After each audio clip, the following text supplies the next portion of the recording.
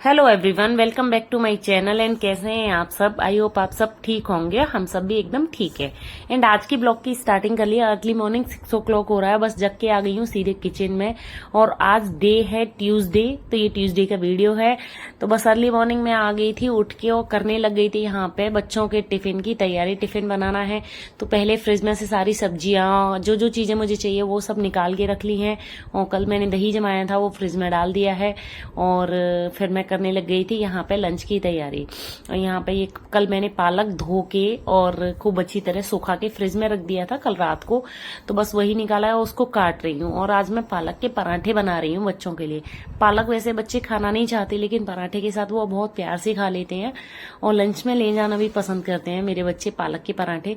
तो बस मैं वही काट रही थी। तो मैं पहले पालक काट के और रख लेती हूँ, उसमें आटा मिक्स करके बनाती हूँ, जैसे हम मेथी के बनाती है ना पराठे, उसी टाइप से। और मैं साथ के साथ में ये अपना चॉपर और चाकू धो के रख रही थी। मेरी ये हैबिट है कि मैं कोई भी चीज चॉप वगैरह करती हूँ तो चाकू वगैरह साथ ही धो के रखती हूँ। तो बस यहाँ पे मेरे पास भुट्टा भी पड़ा हुआ था, तो उसे थोड़ा सा ये कॉर्न की चाट भी ले जानी थी, तो वो मैंने छील लिया था।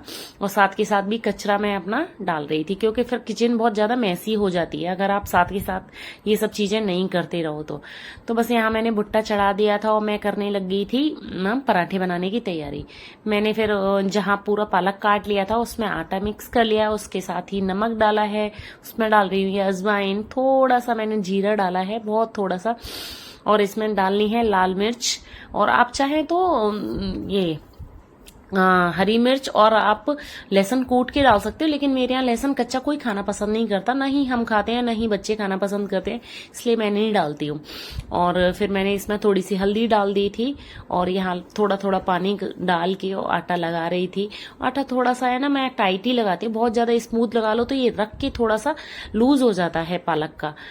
तो बस मेरा आटा लग चुका था और थोड़ा सा ये आटा जो निकल जाता है उसको साथ के साथ साफ भी कर रही थी। ये सब हैबिट्स मेरी हैं जो मतलब मुझे अपना घर को साफ सुथरा बनाए रखने में हेल्प करती है, तो वो मैं साथ के साथ आज आपको बताती जा रही हूँ। और मतलब साथ के साथ मैं कुछ आपको टिप्स एंड ट्रिक्स भी आज देने वाली हूँ, जिससे कि आपका घर हमेशा ही साफ सुथरा और एकदम अच्छा रहेगा, जिससे कि आपको बहुत ज्यादा मेहनत करने की बहुत ज्यादा जरूरत नहीं होगी।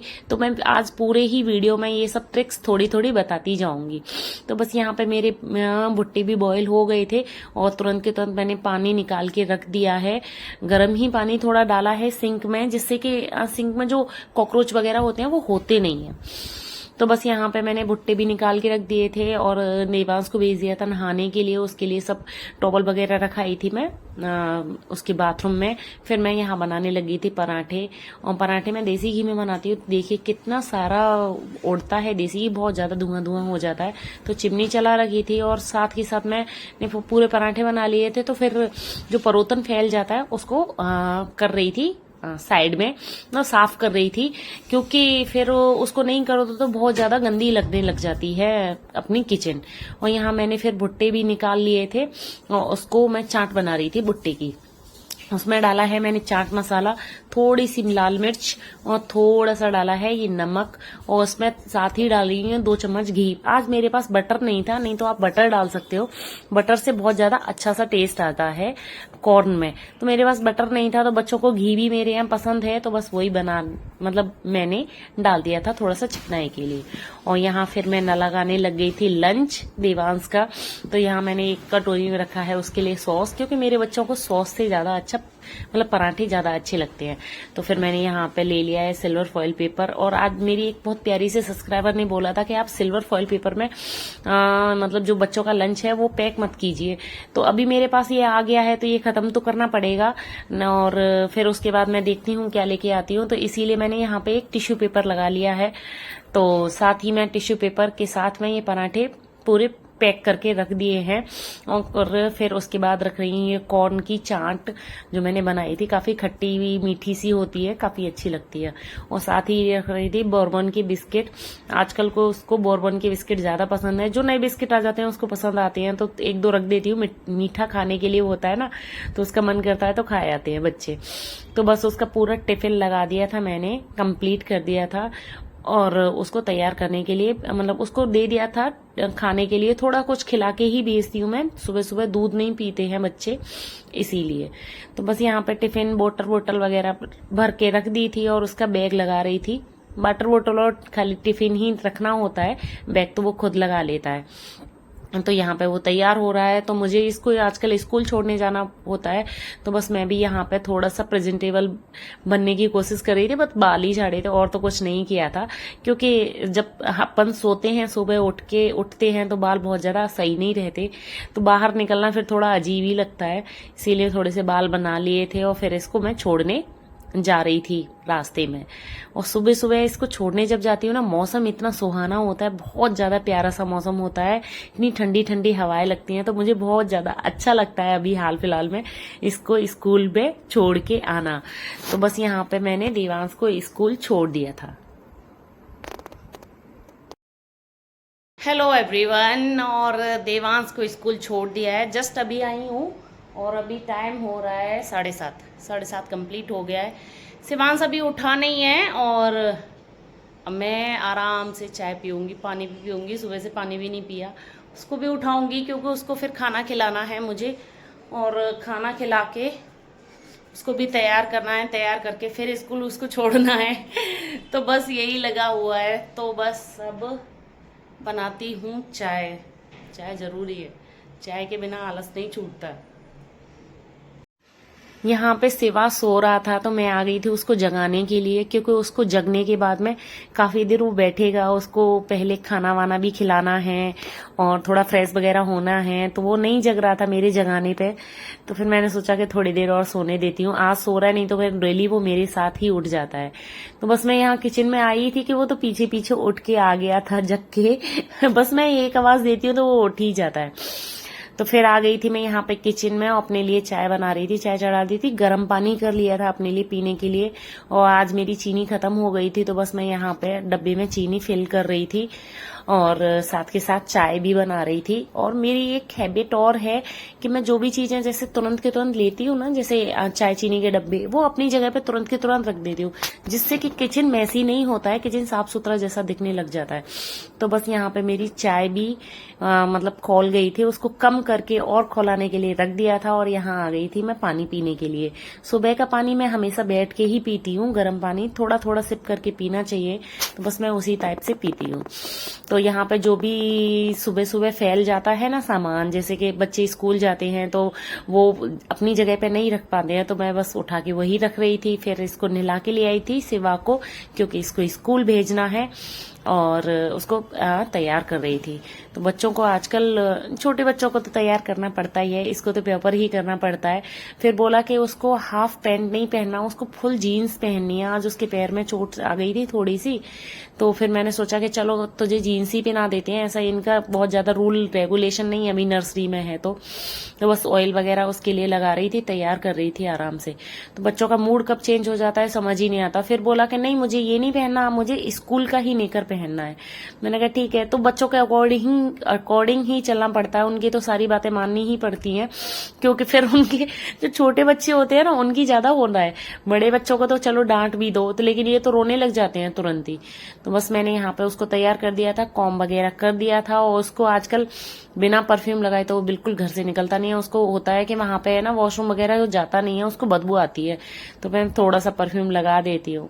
तो यहाँ पे उसको मैंने तैयार कर दिया था। फिर उसकी वाटर बॉटल, कंपास बॉक्स और लंच बॉक्स रख रही थी मैं। हालांकि लंच वो आधा ही खा के आता है, पूरा कभी भी नहीं खा के आता है, लेकिन अपन देना तो पड़ता ही है। तो बस यहाँ पे उसको मैंने तैयार कर दिया था, उसको छोड़ने जा रही थी मैं स्कूल में। उसको अब छोड़ दिया था और सीधे आ गई थी अपनी किचन में, करने लग गई थी अपने घर की फुल क्लीनिंग। तो आज मैं ये सब ट्रिक्स बता रही हूँ आपको कि आपका घर हमेशा ही साफ सुथरा रहेगा, कभी भी आपको बहुत ज्यादा मेहनत की जरूरत नहीं पड़ेगी। अगर आप मात्र 30 मिनट अपने घर के लिए निकाल लेंगे कि पूरे घर में झाड़ू पोंछा और ये सब थोड़ी सी डस्टिंग के लिए, तो आपका घर हमेशा ही साफ सुथरा है। सबसे पहले तो आपको अपनी किचन एकदम क्लीन रखनी है, जो भी सामान है वो अपनी जगह पर रख देना है सुबह ही सुबह, और आपको अपनी किचन एकदम क्लीन करनी है। ये थोड़ी थोड़ी ही चीजें आप साफ सफाई करते रहोगे ना, तो किचन एकदम क्लीन रहेगी। तो मैंने पूरी अपनी किचन क्लीन कर दी थी, सारे बर्तन वगैरह अपनी जगह पे लगा दिए थे और फिर मैं करने लग गई थी यहाँ पे अपने लिविंग रूम की सफाई। तो सबसे पहले किचन होती है, फिर उसके बाद आ जाता है लिविंग रूम, क्योंकि लिविंग रूम ऐसा होता है कि जहां भी कोई भी आपका बाहर का मेहमान आएगा सीधे हॉल में ही बैठेगा, वो एकदम साफ सुथरा होना चाहिए। तो बस मैंने यहाँ पे सोफे हटा लिए थे और सोफे हटा के मैं यहाँ पे पीछे की साइड में झाड़ू लगा रही थी। हालांकि ये जो पीछे झाड़ू लगाना है वो डेली नहीं करना, वो 8 दिन में एक दिन जरूर करना है, क्योंकि फिर मच्छर वगैरह नहीं होते हैं और सोफा इतने हल्के होते हैं कि वो आराम से हट जाते हैं। और फिर मैं यहाँ पे कर रही थी अपने सोफा की डस्टिंग। लेकिन ये डस्टिंग जो सोफा कवर होते हैं वो डस्टिंग आपको डेली ही करनी है। आपको अगर आप साफ सफाई कर रहे हो, झाड़ू लगा रहे हो, या फिर आप की जो मेड आती हैं जैसे कि झाड़ू पोछा करने वाली, उससे पहले कर दो आप डस्टिंग, तो बहुत ज्यादा अच्छा रहता है। जैसे कि जो डस्टिंग होती है उसमें थोड़ी भी धूल मिट्टी होती ही है, तो आपको डेली ही ये कवर हिला के और एकदम सोफे को अच्छी तरह बिछाना है। इन पे जो भी होता है कवर होते हैं, अगर कवर नहीं है तो उसको थोड़ा झाड़ना है, तो जिससे कि आपका लिविंग रूम एकदम साफ सुथरा और सोफे भी एकदम हमेशा साफ ही रहेंगे। आपको बहुत ज्यादा मतलब जैसे होता है ना, बहुत ज्यादा एक्सेस गंदे हो गए, धुलवाने की बहुत ज्यादा जरूरत है, तो आपको वो सब नीड नहीं रहेगी। फिर आ जाता है बेडरूम में। आ गई थी बेडरूम में और बेडरूम की कर रही थी क्लीनिंग। और क्लीनिंग में सबसे मेन आता है बेडशीट। आपको बेडशीट तो डेली ही हिलाना है, एक भी दिन स्किप नहीं करना चाहिए, क्योंकि आप अगर एक भी दिन स्किप करोगे ना तो बहुत ज्यादा छोटी छोटी जो धूल मिट्टी होती है वो बेडशीट पे होती ही है।